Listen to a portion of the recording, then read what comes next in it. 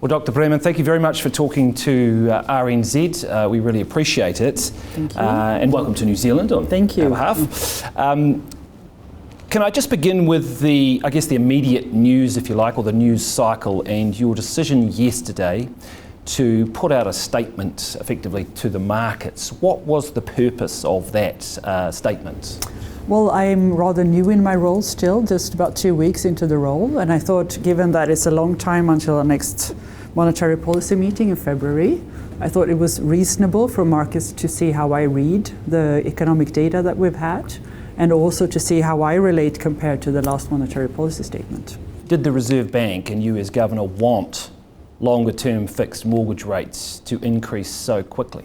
That's beyond what the OCR forward-looking policy path was implying. So I think it was important that they understood that I still think that the forecast we have for the OCR was different from how the market reacted. Which is for the tiny possibility of still cutting some point in the future. Indeed. So there is still a small probability, but it's still a probability that we'll do another rate cut in the near term. We will get much more information how the economy is evolving over just the coming days. We'll get GDP numbers, we get inflation numbers out in January, and all of this will be important when we go into our next meeting. We saw the currency and some of the swap rates, the wholesale interest rates, react to your statement. Was that what you wanted? Was that sufficient? I'm not going to discuss whether markets interpret the data right or wrong, because there's so much information that they react to all the time.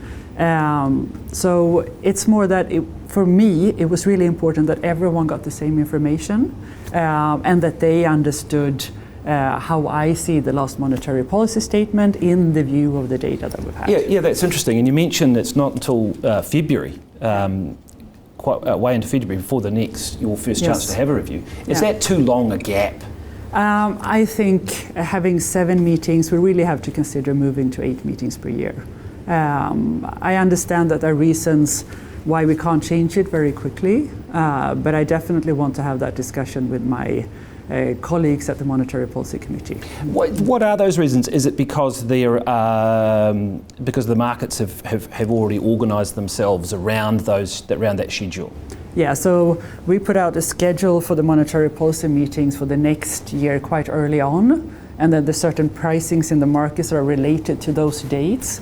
So when that is fixed, it's very difficult to change that afterwards. Are you signalling to New Zealanders and the markets that if you see that there is a reaction which you felt is beyond what the bank had been indicating in its messaging, you won't hesitate to put out a statement in the interim? I won't hesitate, but the thing that is important for me, it is to have that level of transparency. So given that I'm new in my role, if I comment on monetary policy, I do want everyone to have that information at the same time. So I think there are certain occasions where a written statement might be useful just to ensure that level of transparency and equitable access to the information. A couple of things that strike me as different from what you may have come from in Sweden. New Zealanders are very fond of fixed mortgage rates. Yes. From what I can see in Sweden, that is not necessarily the case. Most of it would be shorter term rates. Does that come with some difficulty in understanding because it changes the timing around the impact of monetary policy decisions? What we see in many countries is that when we do a change in the OCR, like now there's actually been cuts of 3.25 percentage point, that will stimulate the economy, but it takes a bit of time because some households do have fixed mortgage rates, and how large a share of households in the economy that have fixed and also for how long will affect that transmission of monetary policy. And the transmission of monetary policy is just our way of saying how long and in which way monetary policy affects households and businesses. Do you feel, though, that the Reserve Bank and New Zealand market participants, if you like, or just the bank even, have a good understanding about how quickly, because it is staggered, so how quickly it does flow through, because that's obviously critical? It is critical, and there are many analysts, and we have lots of people in our economic staff that look at those figures with a lot of detail. just to understand that kind of dynamic. So it's not something that is not known to me, but it's something that we follow very closely. Is it a good thing to be using fixed rates like this, or or would it be better if we were on shorter term rates so that the official cash rate would have more immediate impact? Is there a better way of doing it? Do you see a problem with the fixed rates? No, I really don't want to say there is a better way of doing it. I think that households have different needs. It could be because they are in a different part of their life. Some young households are young and maybe have large mortgages. Some people are older and they paid off more of their debt. And some people have a high debt level and lower. And so it's good if there is optionality for households. I think that's perfectly reasonable. The other thing that struck me was the COVID response and the fiscal response in Sweden. And obviously people will be familiar that the COVID response from New Zealand and Sweden were almost diametrically opposed in some ways. But I'm more interested in the health response, but I'm more interested in the fiscal response. Because of Sweden's response, which was less of the lockdowns, arguably it didn't have to perhaps spend as much money to bolster the economy. Is that fair? I think, so this is fiscal policy, and it's not really my area of focus. Let's say even with monetary policy, then it wouldn't have had to have cut so much to stimulate because they left the economy open longer. There was less of a need. I want to be a little bit careful because I don't have the exact numbers ahead of me, but I was in the room when we made monetary policy decisions during COVID, and we saw a deep recession coming. We saw, even though maybe there were differences in exactly how the restrictions and the lockdown was done, we saw the economy almost in free fall. So it was a very severe situation, and we acted to support the economy in different ways. So I think in that respect, all countries experienced a lot of both obviously human suffering, but also suffering in terms of economic loss because of the pandemic. And how do you see then New Zealand's, because the post-COVID financial response is still arguably unwinding, we're only just getting through it. So how do you view New Zealand's response in terms of monetary policy, but in the economic recovery? So I think that what we're seeing now is that New Zealand has had several years with weak growth, a weak labour market, and we're starting to see the economy recovering. And from my perspective, given that we see inflation also falling and being low and stable going forward, it's very important now that we see growth that's lasting, that we see that we have a period where growth is coming back, we see stronger labour markets, while of course keeping inflation low and stable. So it's very important, and that's also why I wanted to stress that in my statement yesterday.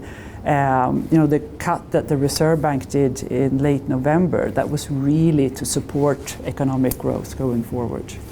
Are you worried then, New Zealand doesn't have a great track record on productivity, that as we come out of the recessionary period and we start to grow, that the economy cannot sustain a reasonable growth rate without creating inflation? I think it's a very important question. I think we can have good, I'm trying to find the right words. I don't want to say good growth, it's not a good expression. I think we can have strong growth while still maintaining low and stable inflation. And productivity is an important part of that, but it's also important that people understand and have expectations that inflation will be low and stable. So that is why I will be very, again, I'm not saying the right words, but it's important that we keep a laser focus on inflation. Household inflation expectations are still a bit high. I understand that because some of the things that they care a lot about, like food prices, electricity, those kind of prices have gone up a bit more than overall level of inflation. But it's very important that people now really feel that we will bring inflation back down towards 2%. That's interesting. So it will stay there. It will stay stable. You would place a lot of stock in those surveys of people's expectations, what they think inflation might be in the future. I will look at many different factors, but inflation expectations are important. Household inflation expectations, but also inflation expectations from market participants and from businesses. So we follow all of these measures. But we do have an inflation mandate, and we will ensure that we keep inflation low and stable. Because if we don't have low and stable inflation, it's also very difficult to get good growth. If we have high inflation, households' purchasing power will be eroded, so demand will be weaker. So unless we manage to keep inflation low and stable, it will be difficult to get those healthy growth numbers that we're looking for, and also a stronger labor market. So we can next year both see higher growth rates and low and stable inflation. And that's what we're looking for. Just one quick question on fiscal policy, because it is related in that sense that the governments can obviously stimulate an economy or withdraw money from an economy. Will you call out a government if you feel they are being unhelpful? Well, I think that we have a clear mandate in terms of price stability, financial stability. Fiscal policy, taxes, benefits, all of these kind of things. It's really the role of elected officials.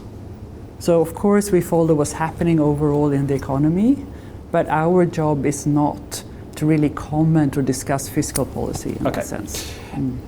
I'll move into an area which is slightly grey on that, which is macroprudential tools. New Zealand's been through some pretty bruising housing market booms in the past, which have arguably been quite damaging for many parts of this country. Others might disagree, but some certainly would feel it has been. As a result of that, you've got debt to income ratios as one tool and loan to value ratios as another tool. I guess what I would ask is, would you hesitate, if there were signs of another dangerous boom, would you show any hesitation in using them to their fullest potential to stop that boom? I think it's again a very good question, and I think it's excellent that the Reserve Bank has those tools. The Reserve Bank has both the price stability mandate, but it also have the financial stability mandate, and they have the macroprudential tools and the prudential supervision, and that means that we are what we call a full service central bank, and it means that we can act if we need to. So I think it complements each other in a very good way. And I will not hesitate to use those tools if necessary. Do you subscribe to the view that had the damaging impacts of housing booms?